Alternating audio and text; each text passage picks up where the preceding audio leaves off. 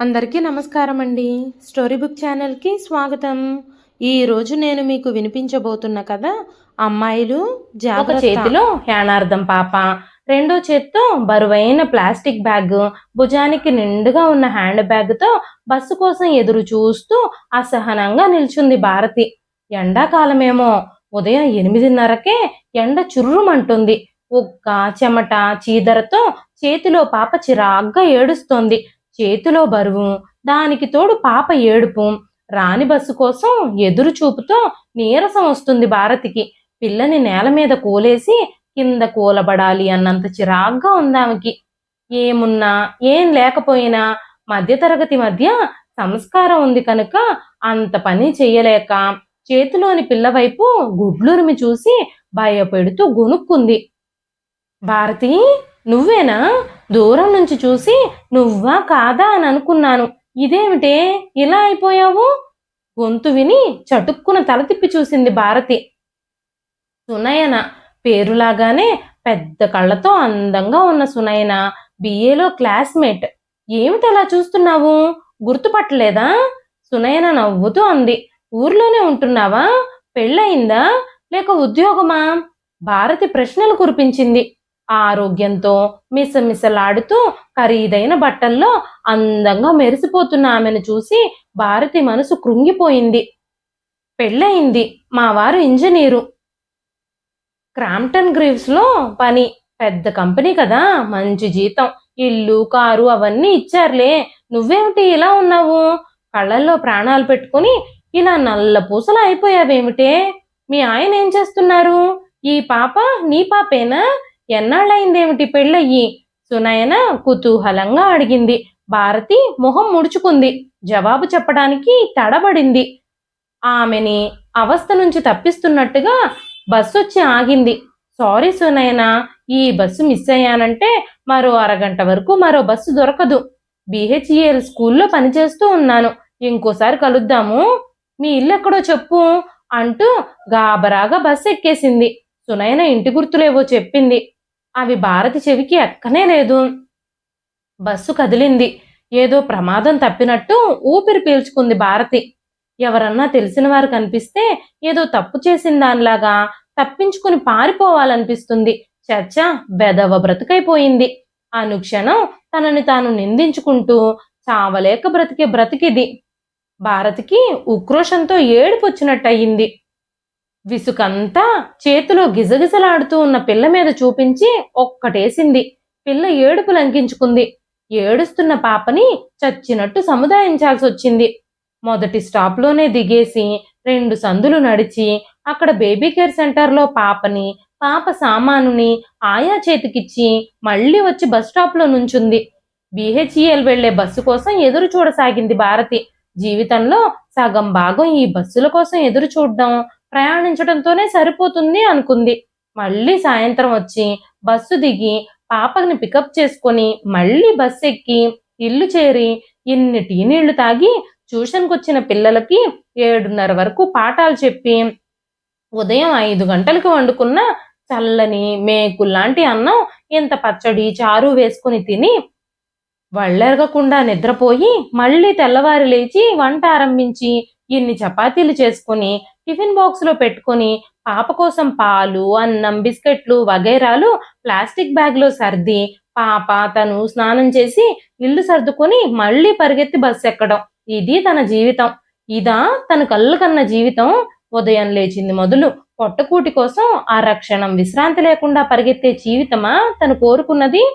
ఏ ప్రేమ కోసం తప్పించి తప్పటడుగు వేసిందో ఆ ప్రేమ, అనురాగం అన్ని ఎండమావులు, దూరపు కొండలు అని అర్థమయ్యేటప్పటికీ మెడకి గుదిబండలా ఓ పాప, ఆ పాప కోసం జీవోత్సవంలా బ్రతికే తను మిగిలారు. బ్రతుకు తీపి, మమత, కోరిక అన్ని చచ్చిపోయినా ఏదో కసితో తనని తాను శిక్షించుకోవడానికి అన్నట్టు బ్రతికిడుస్తుంది. పాత జీవితాన్ని గుర్తు చేసే ఏ మనుషులు కనిపించినా, ఏదన్నా సంఘటన జరిగినా ఆ రోజంతా భారతి మనసు వికలమైపోతుంది. బండబారిన గుండెతో బ్రతుకీడ్చే ఆ గుండెపై సమ్మెట పోట్లు తగులుతాయి. అప్పుడప్పుడు పాత పరిచయస్తుల్ని చూసినప్పుడు సునైన ఎంత అదృష్టవంతురాలు! చక్కటి భర్త, హోదా, అందం, ఆనందం, ఆరోగ్యం, ఐశ్వర్యం, అన్నిటినీ గుత్తకు తీసుకున్నట్టు ఎంత హాయిగా ఉంది. ఆ హాయి, ఆ ఆనందం తనకి దక్కకుండా చేసుకున్నది తనే కదా. కావలసిందే ఈ శాస్తి తనకి. భారతికి ఉక్రోషం, ఆవేదనతో కన్నీళ్లు జారాయి. తను ఓ ఇంజనీర్కి భార్య అయి ఉండేదే. ఈనాటి సునయనలా తను అందంతో, ఆరోగ్యంతో, ఐశ్వర్యంతో మిసమిసలాడుతూ కారుల్లో తిరిగేది. చేతులారా అన్నింటినీ దూరం చేసుకుంది తనేగా. ఇప్పుడు తనెవరిని బ్లేమ్ చేయగలదు? Idiot, you deserve it. కసిగా తనని తాను మరోసారి తిట్టుకుంది. ప్రేమట ప్రేమ. ఈ బ్లడీ ఫుల్ ప్రేమ, లవ్ అవన్నీ అందనంత వరకే అందంగా కనిపించి ఊరిస్తాయి. పెద్ద ప్రేమికులుగా చరిత్రలో చిరస్థాయిగా నిలిచిపోయిన రోమియో జూలియట్, దేవదాసు పార్వతి, సలీం అనార్కలి వీళ్ళందరి ప్రేమ సఫలం కాలేదు కనుక అమర ప్రేమికులుగా నిలిచిపోయారు. అదే వీళ్ళందరూ పెళ్ళై ఉంటే అప్పుడు తెలిసేది వీళ్ళంత అమర ప్రేమికులు. అప్పుడే వీళ్ళ ప్రేమలు, పేర్లు, నామరూపాలు లేకుండా పోయేవి. ప్రేమ పిటి. ఈ ప్రేమికుల గురించి గొప్పగా రాసే రచయితలందరినీ షూట్ చేసి పారేయాలి. ప్రేమలు, త్యాగాలు చూపించి ఆడపిల్లల్ని వెర్రెక్కించేట్టు చేసే ఈ రచనలన్నీ తగలపెట్టాలి. ప్రేమ కథలుగా సినిమాలు తీసి ప్రేక్షకుల్ని మోసం చేసి డబ్బు సంచులు నింపుకునే నిర్మాతలని క్షమించకూడదు. తెలిసి తెలియని వయసులో పుస్తకాలు చదివి, సినిమాలు చూసి ప్రలోభంలో పడి ఉచితానుచితాలు మరిచిపోయేట్టు మైమరుపులో భ్రమలో పడేసే ఈ రాతలన్నీ తగలపెట్టాలి. ప్రేమంటే దూరంగా ఉన్నప్పుడే దాని మజా. అందంగానే అది అతి మామూలుగా అయిపోతుంది. వెర్రి మొహాల్లారా, అంచేత ప్రేమ మెరుగులు ఎండమావులని తెలుసుకోండి. ఎండమావి ఊరిస్తుంది తప్ప దాహం తీర్చదు. పిచ్చి నాయనల్లారా, ఈ పుస్తకాలు కావలిస్తే సరదాగా చదువుకోండి కాలక్షేపానికి, అంతేకాని ఆచరణలో పెట్టకండి అని ఒక హెచ్చరిక ఏ రచయితలు రాయరేం. సిగరెట్టు పెట్టె మీద సిగరెట్లు ఆరోగ్యానికి హానికరం అన్న హెచ్చరికలాగా ఈ ప్రేమ కథలు మీ భవిష్యత్తుకి హానికరం అన్న కాషన్ చివర్న ఈ రచయితలు చేర్చరేం. ప్రేమ అన్నది అందమైన ఊహ మాత్రమే. ఊహగా ఉన్నంత వరకే అందులో తీపి. అంతకంటే ప్రేమ నుంచి ఏమీ ఆశించకండి. ఏ వెధవ ఏ త్యాగాలు చెయ్యడు ప్రేమ కోసం. అమ్మాయిలు జాగ్రత్త. ప్రేమను గురించి చదవండి, ఊహల్లో ఆనందించండి, కలల్లో తేలిపోండి, కానీ ప్రేమలో పడకండి. పడినా అది పెళ్లిదాకా రానీయకండి. రానిచ్చారా బస్, ఆనాటితో మీ జీవితం అధోగతే అని నమ్మండి అని అరిచి అందరికీ చెప్పాలని ఉంటుంది భారతికి. అలా అరవలేదు కనుక తెలిసిన ప్రతి టీనేజ్ పిల్లకి స్కూల్ తెరిచి కొత్త సంవత్సరం, కొత్త క్లాసు తీసిన మొదటి రోజే మొదటి పాఠం ప్రేమ గురించే చెప్తుంది భారతి. తన జీవితం కథగా మలిచి, అమ్మాయిలు మీరంతా వికసిస్తున్న మొగ్గలు. ఆ మొగ్గ రేపు విప్పే పరిమాణాలు వెదజొల్లక ముందే నేల రాలిపోయే దుర్గతికి లోను కాకండి. ప్రేమ అన్న పదమే ట్రాష్. నమ్మకండి, మోసపోకండి. ఆడపిల్లలు, మీ అక్కలాంటి దాన్ని. మీరు చదువుకోవడానికి వచ్చారు కానీ ప్రేమ పాఠాలు వినడానికి రాలేదని నాకు తెలుసు. బడిలో చదువుకునే పాఠాలు ఎలాగూ నేర్చుకుంటారు. జీవితంలో నేర్చుకోవాల్సిన పాఠం ఇది. ఈ వయసులో ప్రతిదీ రంగులమయంగా అందంగా కనిపిస్తూ ఊరిస్తుంది. మధువు గ్రోలాలని ఆరాటంగా భ్రమరం దరిచేస్తే పువ్వు తన రంగులని మరింత అందంగా కనిపించేటట్టు చేసి ఆకర్షించాలని తాపత్రయపడుతుంది తప్ప ఆ భ్రమరం మకరానందం కోసం మాత్రమే తన జరి చేరుతుంది, తర్వాత వేరే పువ్వు దగ్గరికి చేరుతుంది అని గ్రహించలేదు. అలా అమాయకపు విరిసి విరియని ఆ లేత మొగ్గ భ్రమరాకర్షణకి లోనైపోతుంది. అమ్మాయిలు, ఆ టీనేజ్లో ప్రతి అబ్బాయి తన అందానికి సమ్మోహితుడైపోయాడని, తనని మనసారా వాంఛించి ప్రేమిస్తున్నాడని, ఆ ప్రేమ, ఆ మధురానుభూతి తనకి మాత్రమే దక్కిన వరం అని ప్రతి అమ్మాయి నమ్ముతుంది. ఆ ఆకర్షణకి లోను కాకుండా నిగ్రహించుకోగలిగిన అమ్మాయిలు అదృష్టవంతులు. ఆ ఆకర్షణకి లోనైన అమ్మాయి పతనానికి ఆనాడే పునాది పడుతుంది అని గ్రహించండి.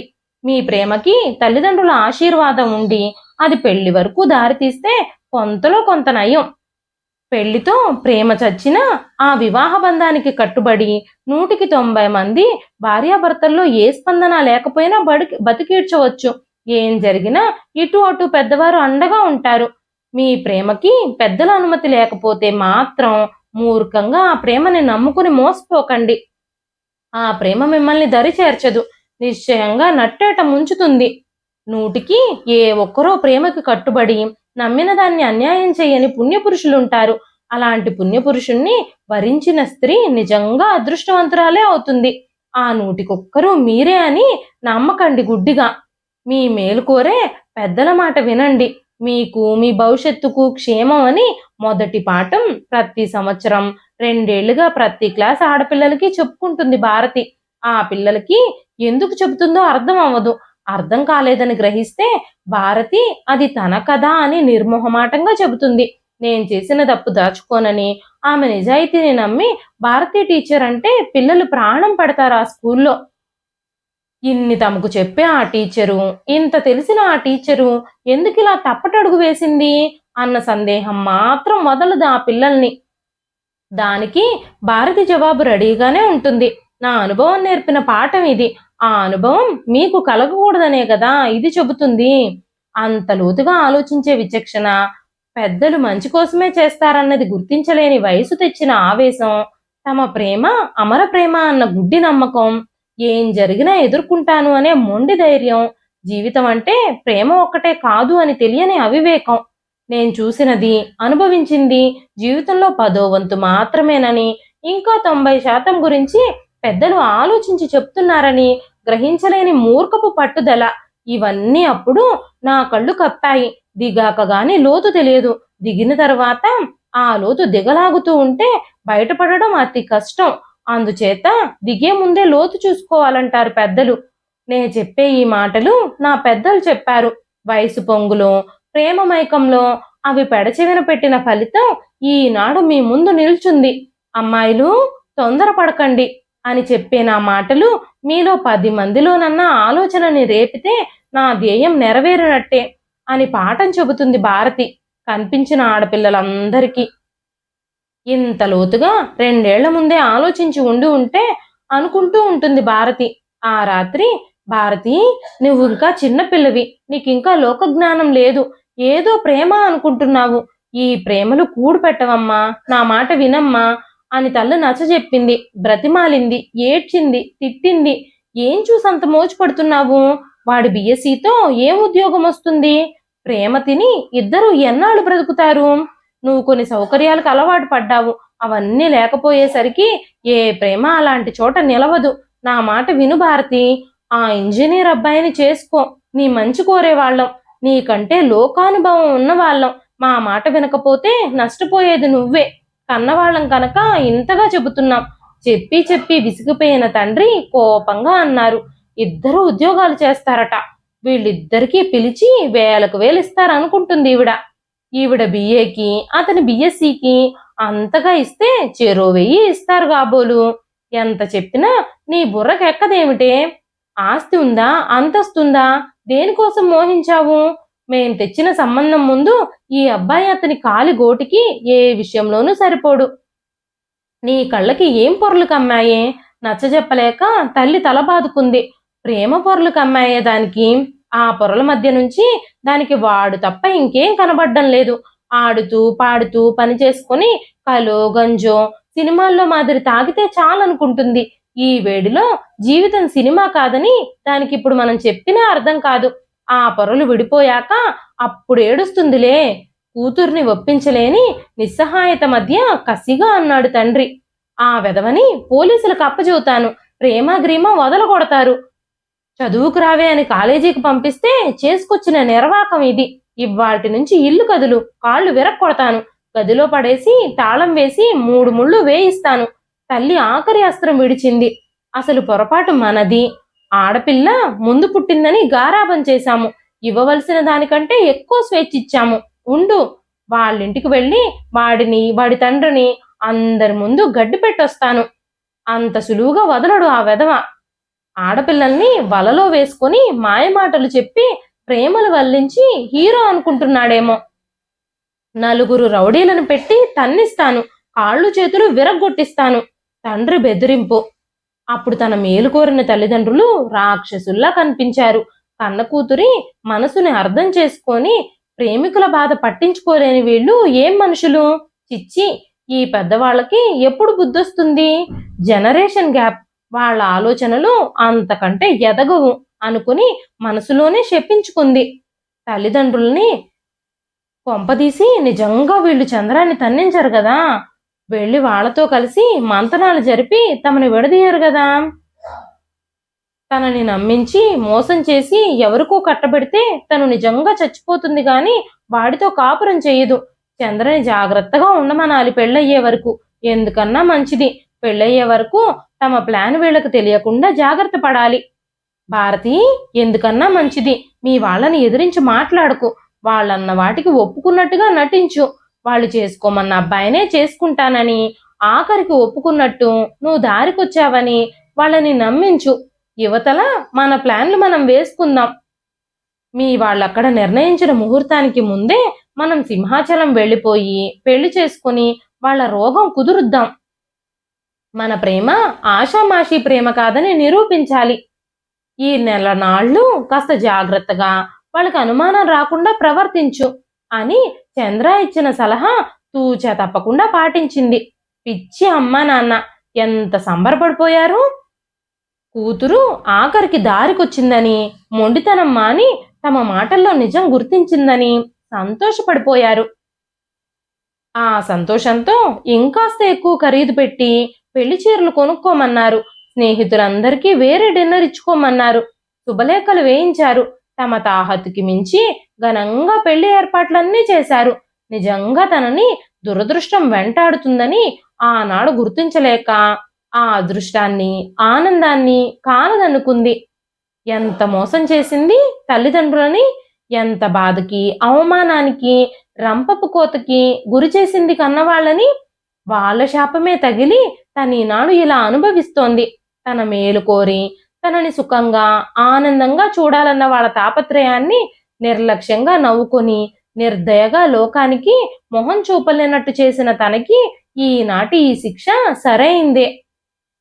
పెళ్లికి వారం ఉందనగా స్నేహితులకి శుభలేఖలు పంచి వస్తానని చెప్పి చేయించిన నగలు బ్యాగులో పెట్టుకొని పెళ్లి ఖర్చుల కోసం ఉంచిన డబ్బులో 2000 పట్టుకొని ఇల్లు దాటింది. ఆనాటితోనే తనకి సుఖద్వారాలు మూసుకుపోయి నరక ద్వారాలు తెరవబడ్డాయి అని గుర్తించలేక మహా తెలివిగా తనంత చలాకీగా తప్పించుకొచ్చిందో టాక్సీలో వెళుతూ చంద్రాకి చెప్పి నవ్వుకున్నారిద్దరు. దేవుడి సమక్షంలో భార్యాభర్తలయ్యి హోటల్ రూంలో ఆ రాత్రి ఆనందపు శిఖరాలు అందుకున్న వేళ తనేదో ఘనకార్యం సాధించినట్టుగా సంబరపడిపోయింది. వాళ్ళకేం తెలుసు ఈ ప్రేమలో దొరికే దివ్యానుభూతి. పిచ్చివాళ్ళు. వాళ్ళు చూసేదే ఎంతసేపు చదువు ఉద్యోగం తప్ప 2 హృదయాలు కలవాలన్నది వాళ్ళకు అర్థం కాదు అనుకుంది. ఈ పాటికి తన కోసం ఆరాటపడుతూ వెతుకుతుంటారని, పెళ్లి వారం ఉందనగా పెళ్లి కూతురు మాయమైతే వాళ్ళు ఎదుర్కోవాల్సిన అవమానం తలుచుకుని అరక్షణం బాధపడ్డా, నే చెబితే వినకపోతే నా తప్ప, నా ప్రేమని అర్థం చేసుకుని ఆశీర్వదిస్తే ఇలా జరిగేదా, నా తప్పే ఉంది, వాళ్ళకి ముందే చెప్పాను అనుకుంది. మరి ఆలోచనలు మనసులో జొరబడకుండా రాత్రికి పగలుకి తేడా తెలియకుండా ఉప్పెనలా చుట్టుముట్టిన చంద్ర ప్రేమలో ముంచి తేల్చాడు. అది ప్రేమ, rubbish, just loss, nothing else. తన లాంటి ఫూల్స్ మోహాన్ని ప్రేమ అనుకుంటారు. ఆ తెలివి తక్కువతనానికి తను సరైన మూల్యమే చెల్లించింది. అప్పటికి ఈ 2 ఏళ్లలో ఒక 100 సార్లన్నా తనని తాను తిట్టుకున్నట్టే ఆ రాత్రి నిద్ర ముంచెత్తే వరకు తిట్టుకుంది భారతి. అన్ని బాధల్ని మరిపించే నిద్రాదేవత ఆఖరికి కరుణించే వరకు గతం తలుచుకుంటూనే నిద్రలోకి జారింది. ఆంటీ, ఎలా ఉన్నారు? ఈ మధ్య మీ భారతి మా ఊర్లో బస్ స్టాప్ లో కనిపించింది. మాట్లాడే లోపలే బస్సు వచ్చేసింది. అలా అయిపోయిందేమిటి? పుల్లలాగా కళ్ళల్లో ప్రాణాలు పెట్టుకునుంది. చంటి పిల్ల ఆ ఉద్యోగంతో అలా అయిపోయిందా? వాళ్ళ ఆయన ఏం చేస్తున్నారు? ఇది అంత కష్టపడి ఉద్యోగం చెయ్యకపోతేనేం? వాళ్ళ ఆయన ఇంజనీర్ ఏమో కదా. సునయన పుట్టింటికొచ్చి బజార్లో భారతి తల్లి కనిపిస్తే పలకరించింది. భానుమతి మొహం మ్లానమయ్యింది. ఈ పిల్ల తెలిసి వేళాకోళంగా అడుగుతుందా, లేక ఆరా తీయడానికి అడుగుతుందా, లేక అసలు విషయం తెలియదా? ఆవిడ సునయన వంక చూసి విషాదంగా నవ్వింది. దాని కర్మమ్మా అంతా. దాని తలరాత అలా తగలడితే ఇంకేం చేస్తుంది? దాని రంగంతా పోయింది. కట్టెపేడులా ఒంట్లో మాంసం లేనట్టుగా ఎండిపోయింది. రాతమ్మా రాత. ఆవిడ కళ్ళల్లో నీళ్లు తిరుగుతుండగా ఇంకేమీ చెప్పలేని స్థితిలో అక్కడి నుంచి వెళ్ళిపోయింది. సునయనకి ఏమీ అర్థం కాక తెల్లబోయింది. ఇంటికెళ్ళాక తల్లిని అడిగింది. అయ్యో, నీకు తెలియదా ఆ భారతి సంగతి? అవును, నువ్వు ఇండియాలో లేవుగా. ఆ పిల్ల ఎంతకు తెగించిందో తెలుసా? తల్లిదండ్రులు నిక్షేపం లాంటి సంబంధం కుదిరిస్తే ఎవరినో ప్రేమించానని ఒక తలక మాసిన వాడితో ఇంట్లో నుంచి పారిపోయి పెళ్లి చేసుకుంది.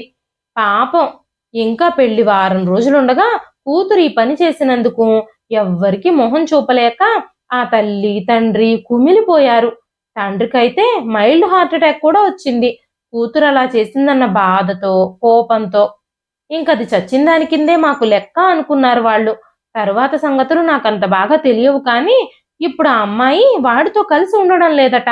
ఓ పిల్ల పుట్టిందట. ఇటు తల్లి తండ్రికి కాక, అటు ప్రేమించిన వాడికి కాక, ఆ పిల్లతో అష్ట కష్టాలు పడుతూ ఏదో ఉద్యోగం చూసుకుని బ్రతుకుతుందని విన్నాను. ఇలాంటివి డైరెక్ట్ గా ఎలా అడుగుతాం?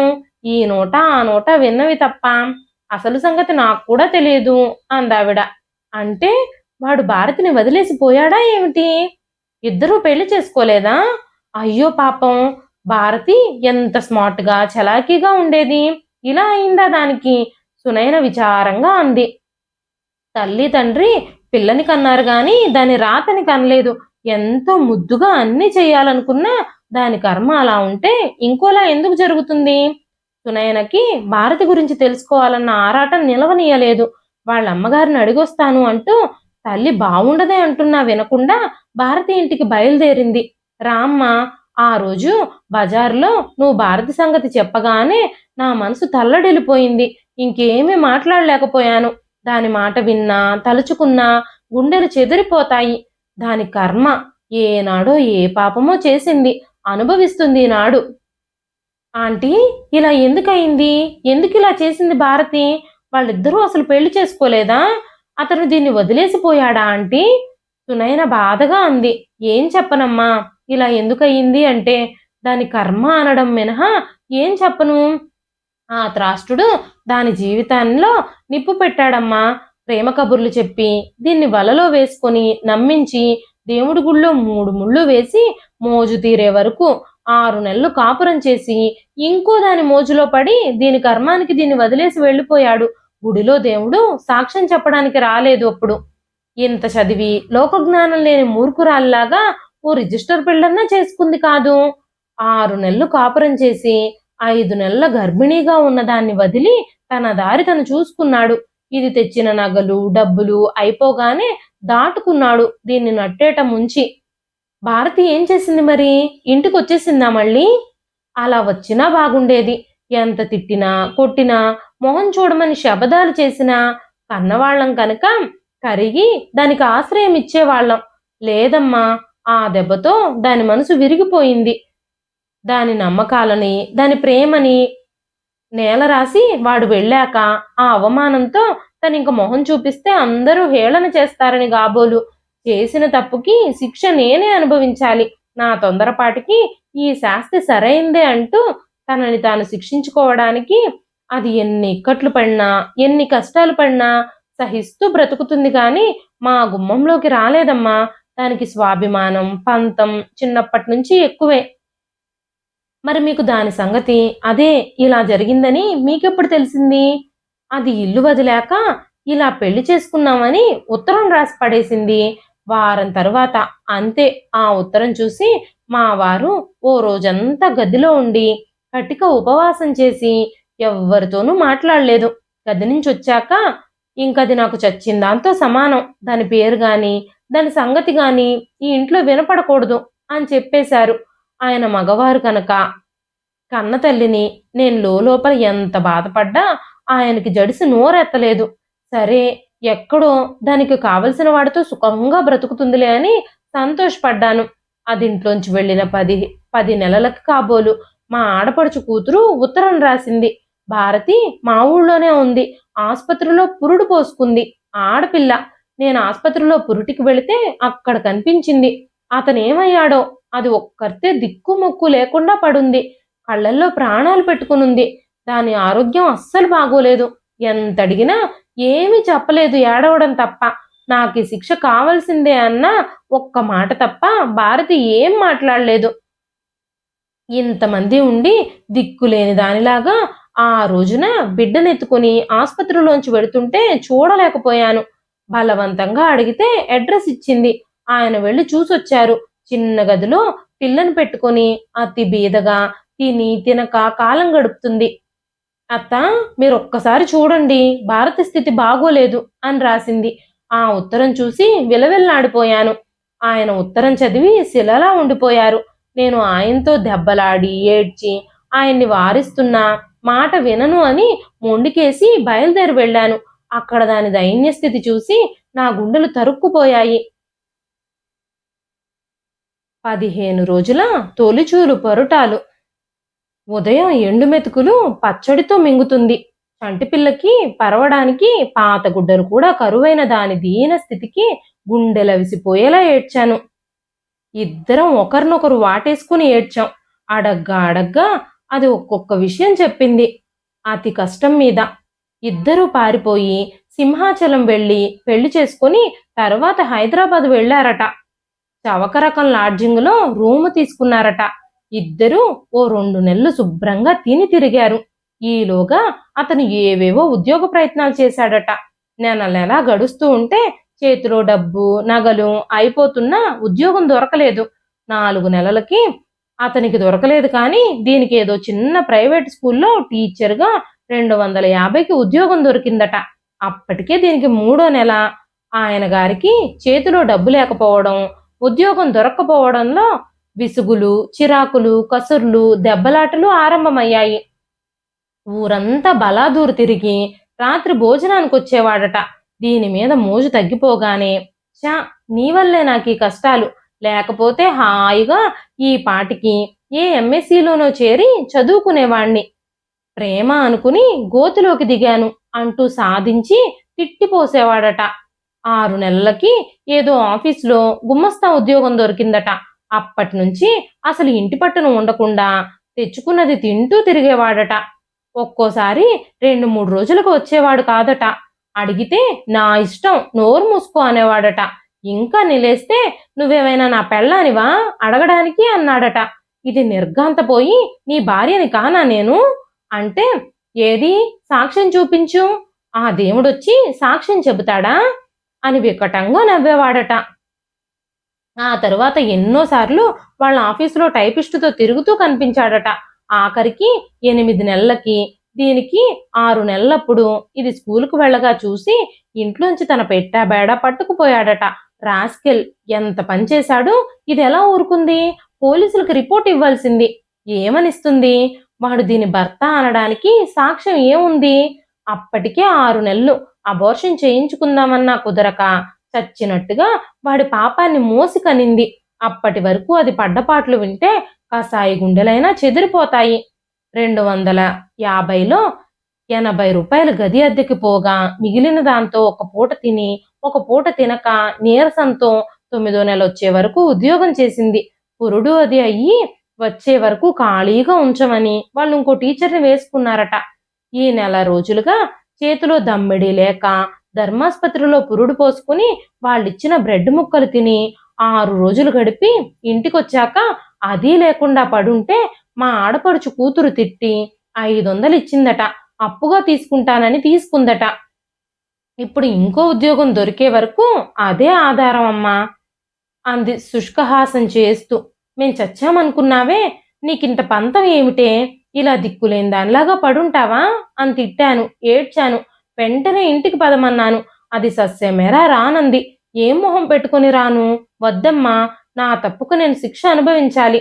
నా తప్పు నేనెవరినెత్తినైనా రుద్ది వాళ్ళకి భారం అవ్వను.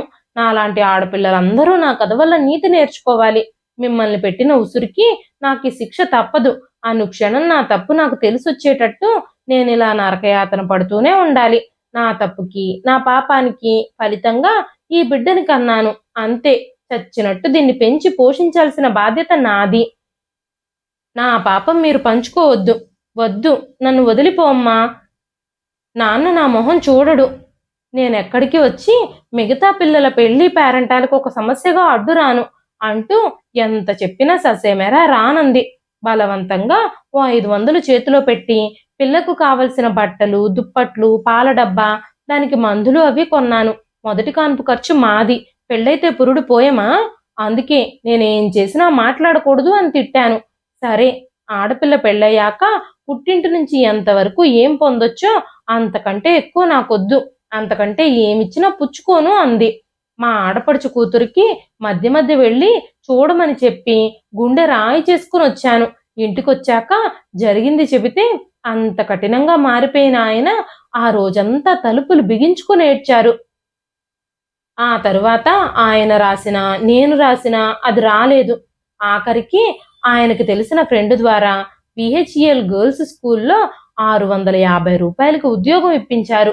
కాస్త దాని బ్రతుకు తెరువు ఏర్పడిందని సంతృప్తి పడ్డం కంటే ఇంకేం చేయమమ్మా. ఇప్పుడు పుట్టింటి నుంచి నేను పంపే పచ్చళ్ళు అవి వద్దనదు. పండక్కి రమ్మని ఆయన రాస్తే ఏడాదికొకసారో 2 సార్లో వచ్చి 4 రోజులుండి వెళుతుంది. చీరిస్తే పుచ్చుకుంటుంది. అంతకు మించి దమ్మిడి పుచ్చుకోదు. అలా ఒంటరిగా ఆ పిల్లతో ఉద్యోగం చేసుకుంటూ బ్రతికి ఏడుస్తుంది. మళ్ళీ అతని కబురు తెలియలేదా? అలా వదిలేయడమేనా ఆ రాస్కెల్ని? ఆయన నేను అదే అంటాం. వాడి పేరెత్తడానికి వీలు కాదంటుంది. వాడి నీడ కూడా నా మీద, నా కూతురు మీద పడకూడదంటుంది. మరో జన్మలో మగవాడి అండదండలు నేను కోరను. 10 జన్మలకి మగవాళ్ళని నమ్మను అంటుంది కసిగా. అయ్యిందేదో అయిపోయింది. ఈ రోజుల్లో రెండో పెళ్లి తప్పు కాదు. పిల్లని నేను చూసుకుంటాను. కాస్తో కూస్తో డబ్బు పారేసి ఎవరికన్నా ఇచ్చి పెళ్లి చేద్దామన్నా అది అస్సలు వింటుందా? ఉరిమి చూస్తుంది. పెళ్ళి ఇంకా మగాణ్ణి నమ్ముతానా నేను అంటుంది హేళనగా. దానికసంతా దాని మీదే చూపించుకుంటూ దాన్నదే శిక్షించుకుంటూ అష్ట కష్టాలు పడుతూ బ్రతుకుతుంది. భానుమతి కళ్ళు తుడుచుకుంది. సునయన మనసు వికలమైపోయింది. ఎలాంటి భారతికి ఎలాంటి దుర్గతి. భారతి లాంటి దురదృష్టవంతుల కథలు మరింతమంది భారతుల్ని అలాంటి దుర్గతి నుంచి కాపాడగలిగితే ఆమె ఆశయం నెరవేరుతుంది. కానీ అది జరిగేనా? ప్రేమలో పడకండి అమ్మాయిలు, జాగ్రత్త అంటే చెప్పిన వాళ్ళని చూసి హేళనగా నవ్వుకుంటారు. తప్పటడుగు వేసేస్తారు. ఊబిలో కూరుకుపోతారు. ఎలా వీళ్ళని రక్షించడం? దారి పొడవునా సునయన అలా ఆలోచిస్తూనే ఉంది. ఇదండి ఈ రోజు కథ. ఈ కథ మీకు ఎలా అనిపించింది? కథ పేరు అమ్మాయిలు జాగ్రత్త. ఈ కథని రచించిన వారు డి కామేశ్వరి గారు. కథ